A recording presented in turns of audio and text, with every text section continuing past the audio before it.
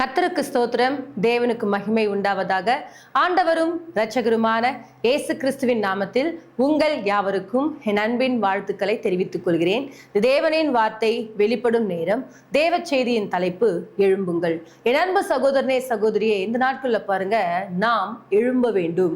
தேவன் அதைத்தான் நம்மிடத்தில் எதிர்பார்த்து கொண்டிருக்கிறார்.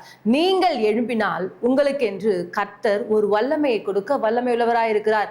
தேவ பிள்ளைகளே, அநேக நேரங்கள்ல நாம் என்ன செய்யறோம்னா, என்னால எதுவுமே செய்ய முடியாதுங்க, எனக்கு ஜெபிக்க தெரியாதுங்க, எனக்கு பாட தெரியாதுங்க, எனக்கு ஆராதிக்க தெரியாதுங்க, எனக்கு வேதத்தை வாசிக்க தெரியாதுங்க, எனக்கு எதுவுமே தெரியாதுங்கன்னு சொல்லிட்டு நாம் என்ன பண்றோம்னா, நிறைய நேரத்துல ஆண்டோடைய காரியங்கள்ல நாம் எழும்ப முடியாதபடிக்கு அநேக தடைகள் நம்முடைய வாழ்க்கையில காணப்படுது.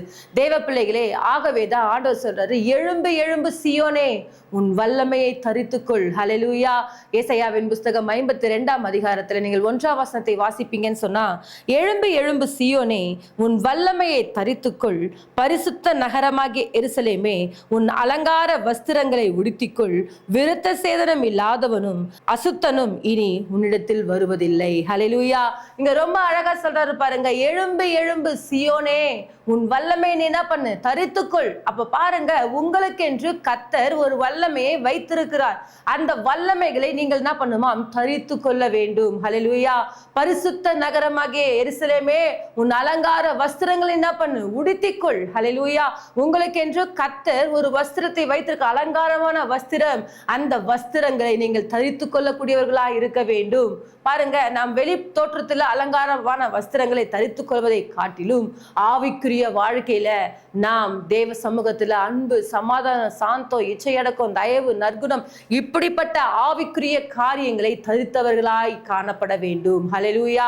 நமக்கென்று அலங்கார வஸ்திரங்களை கர்த்தர் கொடுத்திருக்கிறார். தீர்க்க தரிசன வரங்களை கொடுத்திருக்கிறார். பிசாசுகளை துரத்தக்கூடிய காரியங்களை கர்த்தர் நமக்கு கொடுத்திருக்கிறார். இப்படிப்பட்ட அநேக வரங்களை, அநேக கிருபைகளை தேவன் நமக்கு கொடுத்திருக்கிறார். அதை யார் தரித்து கொள்ள வேண்டுமாம்? நாம் தான் தரித்து கொள்ள வேண்டும். ஹல்லேலூயா. ஆகவே இப்படிப்பட்ட காரியங்கள் நமக்குள்ளாக இருக்க வேண்டும் என்பதை தேவன் நம்மிடத்தில் எதிர்பார்த்து கொண்டிருக்கிறார். தேவ பிள்ளைகளை, இன்றைக்கு நிறைய பேருக்குள்ளாக தேவனுக்காக எதையாகிலும் செய்ய வேண்டும் என்ற வாஞ்சை இருக்கு, விருப்பம் இருக்கு. ஆனால் அதை என்ன பண்ண மாட்டேன்றீங்க, செய்ய மாட்டேன்றீங்க. நாம எழும்பி ஒரு காரியத்தை செய்வோம் என்று சொன்னால், நம்மை நடக்க பழக்குவிக்கிற தேவன் நம்மோடு கூட இருந்து பெரிய காரியங்களை செய்ய அவர் வல்லமை உள்ளவராய் இருக்கிறார். ஹல்லேலூயா. தேவ பிள்ளைகளே, பாருங்க, வேதாகமத்துல சங்கீதங்களின் புஸ்தகம் 42ஆம் அதிகாரத்துல 4ஆம் வசனத்தை நாம் வாசிக்கும் பொழுது, முன்னே நான் பண்டிகையை ஆசரிக்கிற ஜனங்களோட கூட நடந்து கூட்டத்தின் களிப்பும் துதியுமான சத்தத்தோடே தேவாலயத்துக்கு போய் வருவேனே. இவைகளை நான் நினைக்கும் பொழுது என் உள்ளம் எனக்குள்ளே உருகுகிறது. ஹல்லேலூயா. இப்போ பாருங்க, கோராகின் புத்திரர் ஒரு நாள் என்ன பண்றாங்க, தேவனுக்கு விரோதமான காரியங்கள் செய்யும் பொழுது அவங்க எல்லாரும் என்ன பண்றாரு, பூமியை பிளந்து என்ன பண்ண 250 பேர் மரித்து போயிட்டாங்க. பாருங்க, அதுல மீந்த ஜனங்கள் தான் இந்த வார்த்தையை சொல்றாங்க. என்ன சொல்றாங்கன்னு சொன்னா, முதல் வசனத்துல நீங்கள் வாசிப்பீங்கன்னு சொன்னா, மானானது நீரோடைகளை வாஞ்சித்து கதறுவது போல என் ஆத்துமா உங்க மேல தாகமா இருக்கிறதுன்னு சொல்றாரு அந்த பிள்ளைகள். இங்க சொல்றாங்க, முன்னே நாங்கள் என்ன பண்ணோமா, பண்டிகையை ஆசரிக்கிற ஜனங்களோட கூட தேவாலயத்துக்கு என்ன பண்ணுவோம், இப்படியாக துதித்துடனே போயிட்டு வருவோம். ஆனால் இன்றைக்கு எங்களால் என்ன பண்ண முடியல, ஆலயத்துக்குள்ள பிரவேசிக்க முடியல. ஏனென்று சொல்ல, நாங்கள் சபிக்கப்பட்டவர்களாய் காணப்படுறோம். நாங்கள் ஆலயத்தின் வாசல்ல காத்து கொண்டிருந்து அவர்கள் அப்படியாய் தேவன் மேல ஒரு வாஞ்சை உள்ளவர்களாய் அவர்கள் பாருங்க எழும்புவதற்கு பிரயாசப்படுறாங்க பிள்ளைகளே. ஆனால் அவர்களால் என்ன பண்ண முடியல, அந்த காரியங்களை செய்ய முடியலன்னு சொல்லிட்டு ஏக்கத்தோடு இருக்கிறாங்க. ஒரு நாள் ஆலயத்துக்குள்ள போயிட்டு ஒரு நாள் பண்டிகையின் பலிகளை தேவனுக்கு அப்படியாய் நாங்கள் செலுத்தி கொண்டு அப்படியாய் தேவனுடைய ஜனங்களோட துதித்து கொண்டு ஆராதித்து கொண்டு கர்த்தருடைய நாமத்தை இப்படியெல்லாம் நாங்கள் உயர்த்தி கொண்டிருந்தோம். ஆனால் இன்றைக்கு நாங்கள் சபிக்கப்பட்டவர்களாய் மாறினது நிமித்தமாக எங்களால் இந்த ஆலயத்துக்குள்ள பிரவேசிக்க முடியலையேன்னு சொல்லிட்டு ஏக்கத்தோடு ஒரு கூட்டம் காத்து கொண்டிருக்கிறாங்க. தேவ பிள்ளைகளை, இன்றைக்கு கர்த்தர் நம்மிடத்துல எதிர்பார்ப்பதெல்லாம், நீ எழும்பினால் உனக்காக கர்த்தர் ஒரு காரியத்தை செய்ய அவர் வல்லமையுள்ள தேவனா இருக்கிறார். வேதாகமத்துல பாருங்க, அப்போஸ்தலரின் புஸ்தகம் 8ஆம் அதிகாரத்துல நீங்க 27ஆம் வசனத்தை வாசிப்பீங்கன்னு சொன்னா, அங்க பாருங்க, அந்தபடி அவன் எழுந்து போனான். அப்பொழுது எத்தியோப்பியருடைய ராஜஸ்திரீ ஆகிய கந்தாகே என்பவளுக்கு மந்திரியும் அவருடைய பொக்கிஷமெல்லாவற்றுக்கும் தலைவனுமாயிருந்த எத்தியோப்பியன் ஆகிய ஒருவன் பணிந்து கொள்ளும்படி எருசலேமுக்கு வந்திருந்து. ஹல்லேலூயா. பாருங்க, கந்தாகே என்பவளுக்கு மந்திரியாகிய ஒரு எத்தியோப்பியன் என்ன பண்றாருன்னு சொன்னா, எருசலேமுடைய அந்த தேவாலயத்துக்கு வருவதற்கு வாஞ்சையோடு கூட காணப்படுறார். ஹல்லேலூயா. இவர் யார் என்று சொன்னால், நோவாவுடைய மகனாகிய இந்த கானானுடைய வம்சத்துல வரவர் தான் யாருன்னு சொன்னா அந்த எத்தியோப்பியன். இந்த எத்தியோப்பியன் பாருங்க, அவருக்குள்ளாக ஒரு தாகம், அவருக்குள்ளாக ஒரு வாஞ்சை, நான் இந்த எருசலேமுடைய தேவாலயத்துக்கு போக வேண்டும். அன்றைக்கு எப்படி கோராகின் புத்திரர் சபிக்கப்பட்டவர்களாய் மாறி அவர்கள் ஆலயத்தின் வாசற்படியில நின்று கொண்டு, முன்னே நாங்கள் தேவனுடைய ஆலயத்துக்குள்ள பிரவேசித்து இப்படியெல்லாம் கர்த்தருடைய நாமத்தை தொழுது கொண்டோம், ஆனால் இன்றைக்கு எங்களால் என்ன பண்ண முடியல, ஆலயத்துக்குள்ள பிரவேசிக்க முடியலன்னு சொல்லிட்டு ஒரு வாஞ்சையோடு கூட ஒரு எழுப்புதல் அடைய வேண்டும் என்று ஒரு வாஞ்சை, ஒரு தாகம், அதாவது சபிக்கப்பட்ட பிள்ளைகளாக இவர்களுக்குள்ளாக ஒரு வாஞ்சைகள் இருக்கும் பொழுது, நாம் ஆசீர்வதிக்கப்பட்டவர்கள் ஆயிடுச்சே, நாம ஏன் தேவனுக்காக எழும்பக்கூடாது? தேவ பிள்ளைகளே, அன்றைக்கு பாருங்க, இந்த எத்தியோப்பியன் என்ன பண்றாருன்னு சொன்னா, இவர் சாதாரணமான ஒரு மனுஷன் இல்ல, பொக்கிஷ சாலைக்கெல்லாம் என்ன பண்றாரு, அதிகாரி. அதாவது பாருங்க, இன்றைக்கு சொல்ல போனா நிதி அமைச்சர். அவர் என்னன்னா, அந்த தேசத்துக்கெல்லாம் என்ன பண்ணும், அந்தந்த துறைக்கு என்ன பண்ணும், நிதிகளை என்ன பண்ணும், பிரிச்சு கொடுத்து ஜனங்கள் என்ன பண்ணும், சரியான பாதையில வழி நடத்தணும். அப்படிப்பட்ட உயர்ந்த பதவியில இருக்கக்கூடிய ஒரு எத்தியோப்பியன் ஆகிய இந்த மனுஷன் பாருங்க, தேவனுடைய ஆலயத்துக்கு போனோம், நான் எருசலேமுக்குள்ள பிரவேசித்து கர்த்தருடைய நாமத்தை தொழுது கொள்ளணும்ன்ற அந்த வாஞ்சையோடு கூட என்ன பண்றாருன்னு சொன்னா, அவர் இருக்கிற எத்தியோப்பியாவுக்கும் எருசலேமுக்கும் எவ்வளவு தூரம் சொன்னா, கிட்டத்தட்ட 2500 கிலோமீட்டர் தூரமா. இப்ப பாருங்க, அந்த நாட்கள்ல இந்த பஸ் வசதியோ, கார் வசதியோ, வண்டியோ எதுவுமே என்ன பண்ணல, ட்ரெயினோ எதுவுமே இல்ல, ஃபிளைட் எல்லாம் இல்ல. அப்போ அவங்க வரணும்னு சொன்னா எப்படி வரணும், ஒன்னும் நடந்து வரணும், இல்லைன்னு சொன்னா என்ன பண்ணும், ரதத்துல வரணும், இல்ல குதிரைகள் என்ன பண்ணும், வரணும். அப்ப பாருங்க, அவங்க அந்த 2500 கிலோமீட்டர் தாண்டி கிட்டத்தட்ட 3 மாதங்களாக அந்த மகன் பிரயாணம் செய்து, அதாவது தன்னுடைய வேலைகள் எல்லாம் விட்டுட்டு, அங்க இருக்கிற பெரிய உயர்ந்த பதவியில இருக்கக்கூடிய அந்த மகன் அந்த வேலைகள் எல்லாம் விட்டுட்டு அவர் என்ன பண்றாருன்னா, தேவாலயத்துக்கு வருவதற்காக 3 மாதங்களாக வந்து கொண்டிருக்கிறார். நடுவுல எத்தனை நேரங்கள் அவருக்கு தூக்கம் இல்லாம இருந்திருக்கும், எத்தனை நேரங்கள் சாப்பாட்டுக்கு கஷ்டப்பட்டு கொண்டு இருப்பார், எத்தனை நேரங்கள்ல பாருங்க வனாந்திரத்தில் நடந்து வரும் பொழுது எவ்வளவு விதமான பாடுகள் இருந்திருக்கும். அதெல்லாம் பொருட்படுத்தாதபடிக்கு ஆண்டவர் சொன்ன வார்த்தை பாருங்க, எழும்பு எழும்பு சீயோனே, உன் வல்லமையை தரித்துக்கொள். ஹல்லேலூயா.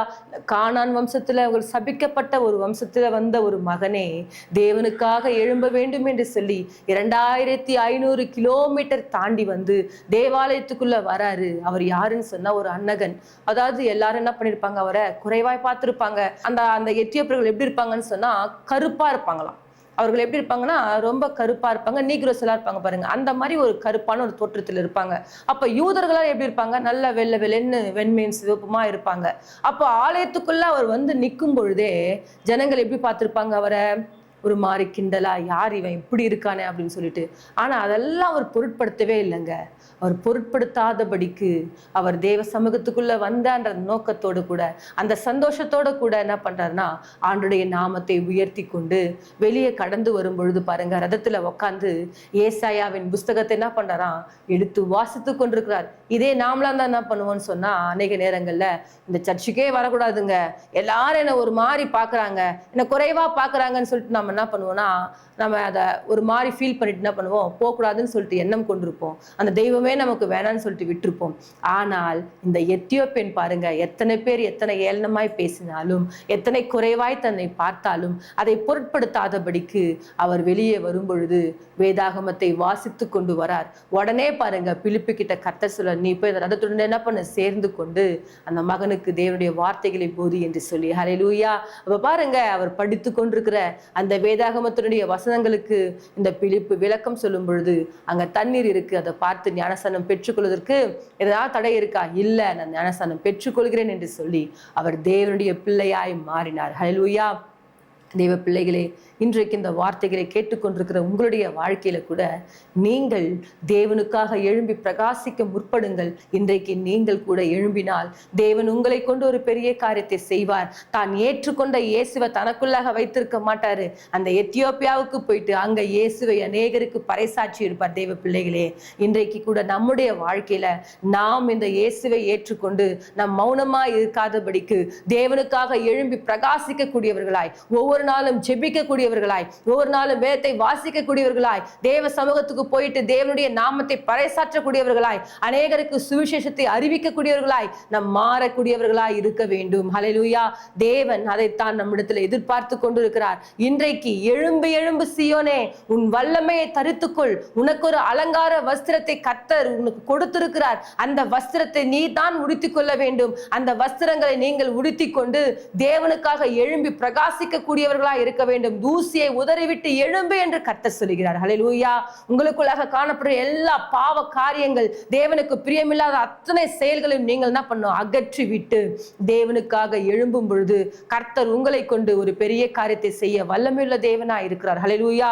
அது மாத்திரமல்ல, நீங்கள் 2 ராஜாக்களின் புஸ்தகத்துல 22ஆம் அதிகாரம் 1ஆம் வசனத்தை நீங்கள் வாசிக்கும் பொழுது இங்க யோசியா என்ற ஒரு ராஜாவை குறித்து பார்க்கிறோம். இவர் 8 வயதுல என்ன பண்றாரா?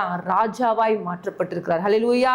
கிட்டத்தட்ட 31 ஆண்டுகள் அந்த தேசத்துல ஆளுகை செய்திருக்கிறார். 8 வயசுன்னு சொன்னா பாருங்க, அவர் எவ்வளவு சின்ன பிள்ளையா இருப்பாரு. இந்த 8 வயசுல ராஜாவான பிள்ளைக்கு அதுக்கு முன்னாடி ஆட்சி செய்தவங்களுக்கு எல்லாம் என்ன பண்ணுதுன்னா, தேவனுக்கு விரோதமான காரியங்களை செய்துட்டு அவங்க எல்லாம் என்ன பண்றாங்க? பாகால்களுக்கும் விக்கிரகங்களுக்கும் பணிந்து கொண்டு இப்படியெல்லாம் என்ன பண்றாங்க? குறைவான செயல்களை செய்து கொண்டிருக்கிறாங்க. ஆனால் இந்த 8 வயசு பிள்ளை பாருங்க, அவர் எப்பொழுது ராஜாவாய் மாறினாரோ அப்பொழுது தன் தகப்பனாகிய தாவீதின் வழிகளில வலது இடதுபுறம் சாயாதபடிக்கு நேரான பாதையில நடக்கக்கூடிய ஒரு மகனா இருந்தார். ஹல்லேலூயா. தேவ பிள்ளைகளை 8 வயசு பிள்ளைக்கு விளையாடு அதுக்கு என்ன பண்ணணும்னு கூட தெரியாது. ஆனால் அந்த பிள்ளை பாருங்க, தேவன் மேல ஒரு பற்றுதல் உள்ள பிள்ளையாய் தேவனுக்காக எழும்ப வேண்டும் என்ற வாஞ்சியோடு கூட வலது இடதுபுறம் சாயாதபடிக்கு கர்த்தர் கொடுத்த எல்லா கட்டளைகளுக்கும் கற்பனைகளுக்கும் அந்த பிள்ளை கீழ்ப்படிந்து நடந்தானாம். ஹல்லேலூயா. 31 ஆண்டுகள் தன்னுடைய வாழ்நாட்கள்ல அந்த வாலிபத்தை தேவனுக்காக கொடுத்த ஒரு மகன். ஹல்லேலூயா. அது மாத்திரம் அல்லங்க, பாருங்க, அவன் எப்ப ராஜாவாய் மாறினாரோ அப்பவே பாருங்க, ஆலயம் என்ன இப்படி இருக்கு, பழுதடைந்து காணப்படுதே. உடனே பாருங்க, ஆலயத்தை பழுது பார்க்கும்படிக்கு எல்லாரும் என்ன பண்றாரு? வர வைத்து இந்த பழுது பார்க்கக்கூடிய சிற்பாசாரிகள் என்னென்னலாம் குறைவா காணப்படுதோ அதற்குரிய ஆட்களை ஏற்படுத்தி பணம்லாம் கலெக்ட் பண்ணி என்ன பண்றாரு? ஆலயத்தை பரிசுத்தப்படுத்தும்படிக்கு தேவன் அவருக்கு கிருபை தந்தார். ஹல்லேலூயா. தேவ பிள்ளைகளே, எல்லா விக்கிரக தோப்புகள் என்ன பண்றாரு? நிர்மூலமாக்கிட்டாரு. தேவனை தொழுது கொள்ளும்படிக்கு ஜனங்களுக்கு உணர்த்தினாரு. அவ பாருங்க, இந்த 8 வயசு பிள்ளை ராஜாவாய் மாறி தேவனுக்காக எழும்பினார். ஹல்லேலூயா. ஆகவேதான் அந்த யோசியாவை பற்றி நம்ம பெருமையாய் பேசிக் கொண்டிருக்கிறோம். அங்க பாருங்க, அந்த ஆலயத்துல ஒரு புஸ்தகத்தை, நியாயப்பிரமாண புஸ்தகத்தை கண்டெடுத்து என்ன பண்றாங்க? படிக்கிறாங்க. அதுல ஒரு சில காரியங்கள் எழுதப்பட்டிருக்கும். உடனே பாருங்க, தன்னுடைய வஸ்திரங்களை கிழித்து கொண்டு என்ன பண்றாருன்னா தேவனுக்கு முன்பாக தன்னை தாழ்த்துகிறார். ஹல்லேலூயா. எப்பொழுது வார்த்தைகளை கேட்கிறாங்களோ உடனே தங்களை தாழ்த்தி தேவனுக்கு முன்பாக தங்களை பணிந்து கொள்றாங்க. ஹல்லேலூயா. தேவ பிள்ளைகளே, இன்றைக்கு இந்த வார்த்தைகளை கேட்டுக்கொண்டிருக்கிற உங்களுடைய வாழ்க்கையில கூட நீங்கள் எழும்ப வேண்டுமானால் உங்களை நீங்கள் பரிசுத்தப்படுத்திக் கொள்ள வேண்டும். நீங்கள் எழும்ப வேண்டுமானால் உங்களுடைய வாழ்க்கையில உங்களை தாழ்த்தக்கூடியவர்களாக இருக்க வேண்டும். நீங்கள் எழும்ப வேண்டுமானால் நீங்கள் தேவனுடைய காரியங்களுக்கு முக்கியத்துவம் கொடுக்கக்கூடியவர்களா இருக்க வேண்டும். இந்த யோசியா ராஜா அப்படித்தான் தேவனுடைய காரியங்களுக்கு முக்கியத்துவம் கொடுத்தார். ஹல்லேலூயா. இன்றைக்கு நீங்கள் கூட தேவனுக்கு ஒரு முக்கியத்துவம் கொடுத்து பாருங்க. உங்களுக்கு என்று கொடுத்திருக்கிற அந்த அலங்கார வஸ்திரங்களை தேவன் உங்களுக்கு கொடுத்து உங்களை தேவன் ஆச்சரியமாய் நடத்த வல்லமையுள்ளவராய் இருக்கிறார். ஆகவே தேவ பிள்ளைகளே, இன்றைக்கு நமக்காக தேவன் எழும்ப சொல்லி கட்டளையிட்டிருக்கிறார். ஆகவே நீங்கள் எழும்புங்கள். உங்களை கொண்டு கர்த்தர் பெரிய காரியங்களை செய்வார். நாம் யாவரும் இணைந்து செபிப்போம். மகா இரக்கமும் கிருபை நிறைந்த எங்கள் அன்பின் தகப்பனே, எத்தியோப்பியனாகிய அந்த மனுஷன் அன்றைய தேவனுக்காக எழும்பி பிரகாசித்தது போல, அப்பா யோசியா ராஜா தேவனுக்காக எழும்பி பிரகாசித்தது போல நாங்களும் எழும்ப எங்களுக்கும் கிருபை தருவீராக.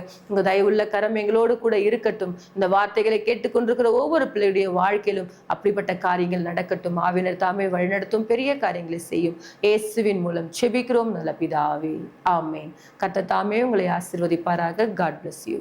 நீங்கள் தொடர்பு கொள்ள வேண்டிய எங்கள் சபை முகவரி: இரட்சகர் இயேசு கிறிஸ்து திருச்சபை, நம்பர் 1, 5வது தெரு, புதுநல்லூர், சோமங்கலம் மெயின் ரோட், குண்டத்தூர், சென்னை 600069.